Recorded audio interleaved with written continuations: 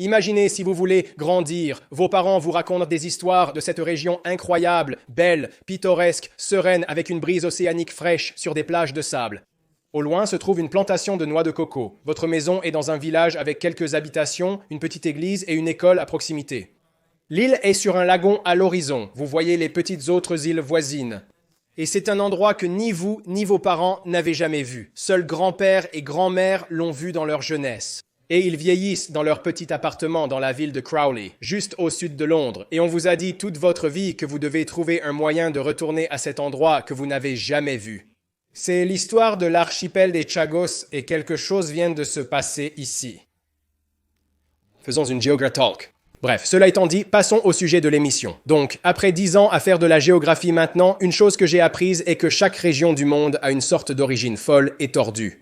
Et connaître ces histoires d'origine vous aide à comprendre pourquoi et comment les choses sont ce qu'elles sont dans ce monde. Pour être franc, j'ai échoué en histoire en 7e année car mon professeur était si ennuyeux que je ne faisais jamais les devoirs. Je détestais les devoirs. Je réussissais les tests en mémorisant tout, mais je ne comprenais pas l'intérêt des devoirs. Pourquoi donner à un enfant plus de devoirs après l'école? C'est comme une torture supplémentaire. Laissez-le simplement s'amuser et être lui-même. Évitons ce débat. L'histoire n'a jamais été mon point fort, de toute manière. En grandissant et en étudiant la géographie, j'ai réalisé que tout comme les mathématiques et la science, l'histoire et la géographie sont intimement liées. On ne peut pas faire l'un sans l'autre et cela m'a vraiment appris à voir le monde comme si c'était une sorte de grand jeu d'échecs. Vous savez, chaque pays ou groupe ethnique est un peu comme une pièce sur l'échiquier. Et chaque mouvement que vous faites pourrait avoir des conséquences désastreuses ou des succès si vous ne faites pas attention à tout ce qui se passe sur le plateau en même temps. Le monde fonctionne un peu comme ça et l'archipel des Chagos est une pièce d'échecs très particulière.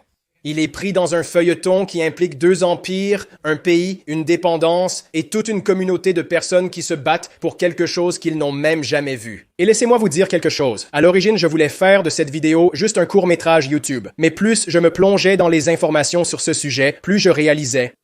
Pour mon GeograTalk, j'ai dû utiliser de nombreux articles de presse récents pour rechercher adéquatement cet incident de transfert de souveraineté, car il s'est produit assez récemment.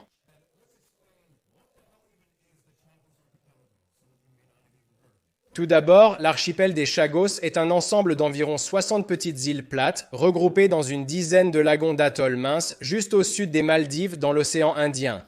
De 1960 à 2025, ces îles étaient considérées comme un territoire britannique nommé le territoire britannique de l'océan Indien. Et parmi toutes les îles du territoire, seule l'une d'entre elles est habitée par une équipe de personnel militaire qui se renouvelle saisonnièrement sur l'île de Diego Garcia, qui abrite une base militaire conjointe américano-britannique. Et cette base militaire est le point central de toutes les discussions concernant la région. Mais ce n'est pas là que tout commence. D'abord, nous devons expliquer l'histoire de l'archipel des Chagos. Je sais, je déteste l'histoire, mais je dois le faire. À l'époque précoloniale, des marins indiens et arabes auraient pu passer par ces îles inhabitées, mais étant si lointaines, petites et sans ressources, ils ne se sont jamais préoccupés de les habiter ou de les revendiquer. Les explorateurs portugais, dont Diego Garcia, ont laissé les habitants tranquilles après les avoir vus. Garcia a nommé certains lieux d'après lui-même, notamment l'île principale.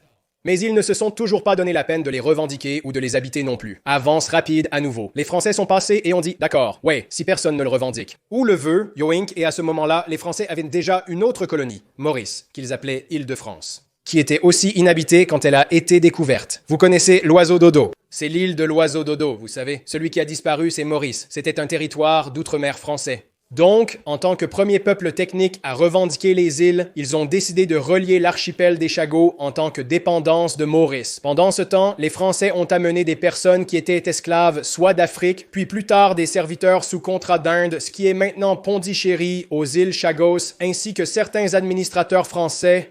Ils ont créé une nouvelle culture et langue créole française en se mélangeant et en ayant des enfants.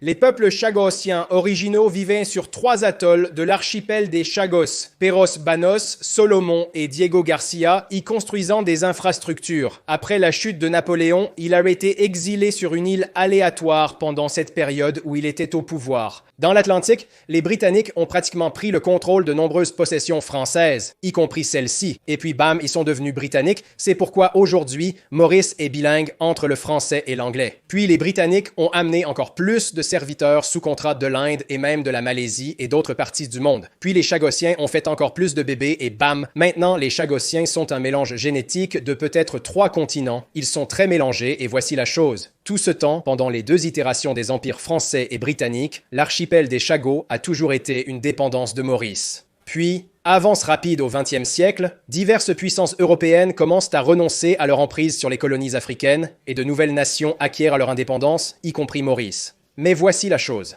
Quand Maurice est devenu indépendant, le Royaume-Uni a négocié le détachement de l'archipel des Chagos de la souveraineté mauricienne pour en faire un nouveau territoire, le territoire britannique de l'océan Indien. Le nom n'est pas très original, mais peu importe. Ça a du sens, mais ils auraient pu choisir un autre nom. Je ne comprends pas pourquoi. Parce que pendant la guerre froide, le Royaume-Uni a décidé qu'il serait judicieux de construire une base militaire sur Diego Garcia et de l'allouer aux États-Unis pour 50 ans plus, une possible extension de 20 ans à partir de 1966. Si le bail avait été respecté jusqu'au bout, il aurait pris fin en 2036, et c'est à ce moment-là que l'accord de Lancaster House de 1965 a été mis en œuvre.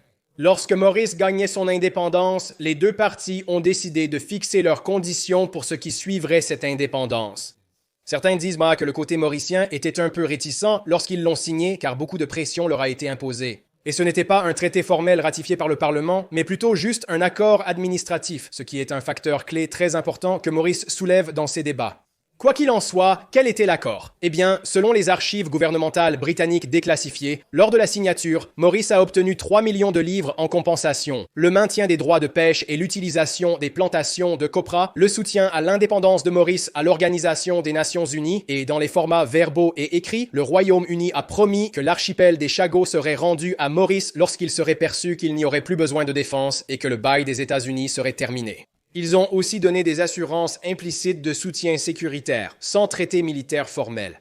Avec la signature de cet accord, l'archipel des Chagos serait désormais considéré comme une zone militaire restreinte. Et Redgut, cela signifiait maintenant que le Royaume-Uni devrait commencer à expulser et à réinstaller des personnes qui n'étaient pas du personnel militaire sur les îles, c'est-à-dire les peuples chagossiens qui y vivaient historiquement depuis plus de 2 siècles et demi. Entre 1967 et 1973 environ, 2000 Chagossiens ont été réinstallés principalement à Maurice, aux Seychelles et au Royaume-Uni. Ils ont reçu des fonds de réinstallation ex gratia, je déteste le prononcer à l'américaine, ex gratia, pour les aider à se réinstaller dans ces nouveaux emplacements aujourd'hui. Les Chagossiens disent que ces fonds de réinstallation étaient non seulement complètement inadéquats, mais aussi qu'il était complètement illégal de les réinstaller du tout pour commencer. Et ils exigent de retourner sur les îles qu'ils habitaient, et c'est le sort des peuples chagossiens depuis plus de 50 ans. Et la chose drôle, c'est que pendant que tout cela se passait avec les Chagossiens, Maurice a également continué à soutenir que l'accord de Lancaster House n'était pas légitime, et donc que l'archipel des Chagos devrait légitimement leur être rendu. Donc c'est comme si vous aviez 2 entités historiquement liées, les peuples chagossiens et tout le pays de Maurice, qui luttent tous 2 pour une sorte de revendication de l'archipel des Chagos à certains égards indépendamment l'un de l'autre. Donc c'est comme s'il y avait 3 acteurs clés dans cette équation, et c'est là que l'argument devient vraiment nuancé, contrairement à ce que vous avez en Afrique, ou du moins en Afrique continentale. Ce que vous avez ici, ce sont 2 îles qui étaient au départ inhabitées, puis qui sont devenues habitées au cours des années coloniales et qui ont ensuite attiré divers groupes ethniques du monde entier. Et puis est devenue une toute nouvelle chose. C'est une chose de faire des négociations et des demandes quand vous avez un groupe ethnique qui a des liens historiques anciens et profonds avec un lopin de terre. Mais le facteur nuancé étrange de ce scénario est que techniquement, personne n'est vraiment indigène. Tout le monde a été amené il y a seulement quelques siècles. Alors, que faites-vous? Allez-vous selon les premières personnes qui étaient là, qui étaient comme les Français, ou allez-vous selon le dernier groupe? De personnes qui l'ont géré comme s'il n'y avait pas de moyen facile de définir une règle définitive sur la façon de gérer ces types de scénarios. C'est une situation démographiquement délicate que toutes les parties impliquées dans ce débat doivent en quelque sorte prendre en compte. Quoi qu'il en soit, ces arguments ont duré environ 3 décennies, et ce n'est qu'en l'an 2000 que quelque chose s'est passé et que tout a commencé à décoller. Qu'est-ce qui s'est passé? La question chagossienne a été portée devant la haute cour du Royaume-Uni, et étonnamment, ils ont effectivement jugé que c'était illégal de les expulser du peuple chagossien. Cependant, peu de temps après, les ordres du Conseil ont annulé la décision de réinstaller le peuple chagossien dans l'archipel des Chagos. Néanmoins, c'était le premier geste fait en environ 3 décennies qui a commencé la conversation sur les Chagossiens. Et quand cela s'est produit, Maurice est immédiatement intervenu. Et c'est à ce moment que tout a commencé à se produire. Je vais juste rapidement passer en revue la chronologie de tout ce qui s'est un peu passé et mettre la pression pour que tout cela se produise même. Jusqu'à aujourd'hui, environ 10 ans après le jugement, le Royaume-Uni a tenté de transformer l'archipel des Chagos en zone marine protégée, du moins sur le papier. Certains disent que la protection de l'environnement était une stratégie pour empêcher la réinstallation des Chagossiens. Plus tard, l'Organisation des Nations Unies a déclaré que c'était une violation du droit international. En 2013, l'Assemblée générale de l'Organisation des Nations Unies vote majoritairement pour soutenir la revendication mauricienne de souveraineté sur les Chagos. Avance rapide 2017, la Cour internationale de justice s'implique. Ils donnent un avis consultatif pour que le Royaume-Uni cesse leur administration sur l'archipel des Chagos dès que possible. Mais voici le truc, la Cour internationale de justice. C'est un peu comme s'ils faisaient toujours ça. C'est comme voici notre avis consultatif. À la fin de la journée, c'est comme d'accord. Eh bien, ce n'est pas vraiment comme une poursuite ou une décision. C'est juste votre opinion, alors merci, mais non. En 2021, l'Assemblée générale de l'Organisation des Nations Unies a voté pour un délai de 6 mois pour un retrait éventuel du Royaume-Uni des Chagos, soutenu par le Tribunal international de l'Organisation des Nations Unies pour le droit de la mer en août de la même année. L'Union postale internationale a interdit les timbres du territoire britannique de l'océan Indien. En 2021, Maurice a modifié leur code pénal de la section 76B qui criminalisait essentiellement toute personne qui dénaturait la souveraineté de Maurice, y compris sur l'archipel des Chagos. Cela inclut la distribution de choses comme des pièces de monnaie ou des timbres ou des cartes officielles, et des documents qui ne revendiquaient pas les Chagos sous Maurice, enfin.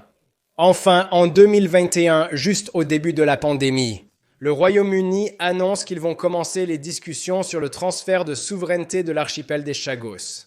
Quand Maurice a entendu cela, ils étaient extatiques et ils ont même envoyé un petit équipage de personnes aux atolls de Peros Banhos et de Salaman pour hisser symboliquement le drapeau mauricien. En 2022, James Cleverly, secrétaire d'État britannique aux Affaires étrangères, a annoncé le début des négociations pour progresser dans cette épreuve. En 2022, un reportage de la British Broadcasting Corporation a documenté le retour de quelques Chagossiens via le gouvernement mauricien avec une escorte militaire pour voir les îles pour la première fois.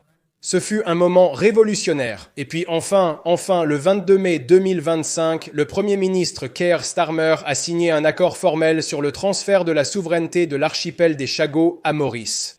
Cependant, cela s'est accompagné de quelques lourdes réserves. Selon les négociations de 2025, l'accord comprenait un nouveau bail de 99 ans de la base militaire au Royaume-Uni par Maurice. Donc maintenant, ce ne serait pas un bail du Royaume-Uni aux États-Unis, mais un bail de Maurice au Royaume-Uni. Selon les documents, Maurice recevra un loyer annuel de 165 millions pour les 3 premières années, suivi de 120 millions annuellement pour les 10 années suivantes. Par la suite, le paiement annuel de 120 millions sera ajusté pour l'inflation. De plus, cet accord prévoit également un fonds de dotation de 40 millions mis de côté pour la réinstallation éventuelle des Chagossiens sur n'importe quelle île, sauf Diego Garcia. Ils peuvent aller partout sauf sur l'île de la base militaire. Selon l'article 6 de l'accord, Maurice a l'autorité pour mettre en place un programme de réinstallation des Chagossiens. Toute réinstallation doit respecter l'accord et les lois mauriciennes. Voilà l'essentiel. Cette disposition offre une possibilité, mais pas une obligation de réinstallation. Cela laisse la décision et les détails de mise en œuvre entièrement à la discrétion du gouvernement mauricien. Et c'est là que le chemin devient un peu chaotique en ce qui concerne les accords. Parce que pendant le processus de toutes ces négociations, personne de la communauté chagossienne n'a vraiment été impliqué dans aucun des processus de prise de décision. Tout ce qui concerne une éventuelle réinstallation des Chagossiens est maintenant sous la juridiction de Maurice. Ils disposent d'un fonds de dotation dédié à cela. La question est de savoir s'ils peuvent faire confiance à Maurice et gérer la situation. Que vont-ils entreprendre? Que va-t-il se passer? Si Diego Garcia ne peut être réinstallé, ils essaieront probablement de réinstaller les 2 autres îles sous-développées et inhabitées depuis plus de 50 ans sans infrastructure. Cela nécessiterait beaucoup de ressources pour tout reconstruire à partir de zéro et maintenir une nouvelle société. La question est aussi de savoir combien de Chagossiens seraient prêts à s'y installer aujourd'hui. On estime qu'il y a juste un peu plus de 10 000 personnes chagossiennes maintenant descendues des 2000 originales. Combien d'entre elles seraient prêtes à retourner sur ces îles? Ce qui jouerait sur combien ils devraient payer pour réinstaller tous les nouveaux Chagossiens, s'ils le font même, vous savez. C'est vraiment fou si le Royaume-Uni avait juste laissé les Chagossiens continuer à vivre leur vie sur les îles pendant qu'ils construisaient la nouvelle base militaire. Bien sûr, oui, peut-être qu'ils auraient dû déplacer ceux de Diego Garcia vers les autres îles. Mais s'ils avaient simplement laissé les Chagossiens vivre sur les îles Chagos, à l'origine dans les années 60, lorsqu'ils construisaient la base militaire, tout cela serait-il même arrivé? Parce que le différend chagossien est une pierre angulaire de tout ce débat. Comme, oui, Maurice pourrait toujours revendiquer l'archipel des Chagos pour eux-mêmes, mais si les véritables peuples chagossiens vivaient toujours heureusement là-bas, habitant leurs îles sous la souveraineté du Royaume-Uni, alors Maurice n'aurait pas autant de levier sur le Royaume-Uni. C'est un peu comme si la détresse ou la complaisance d'un petit groupe de personnes pouvait être si facilement utilisée comme une arme pour la perte ou le gain d'une entité plus grande. N'est-ce pas fou comment cela arrive parfois dans ce monde? C'est un sujet intéressant à méditer. J'espère que cette vidéo vous a appris quelque chose sur la situation de l'archipel des Chagos. Sur quel thème géographique souhaiteriez-vous que je fasse une prochaine discussion? Faites-le moi savoir dans les commentaires. Je lis vos commentaires pendant la première heure, puis je m'ennuie car il y en a trop. Mais j'aime lire les bons, donc si vous en avez un, je le lirai probablement et le prendrai en considération. Merci d'avoir regardé jusqu'à maintenant, restez cool et à l'écoute. Achetez un t-shirt Geography Now sur geographynow.com. Santé!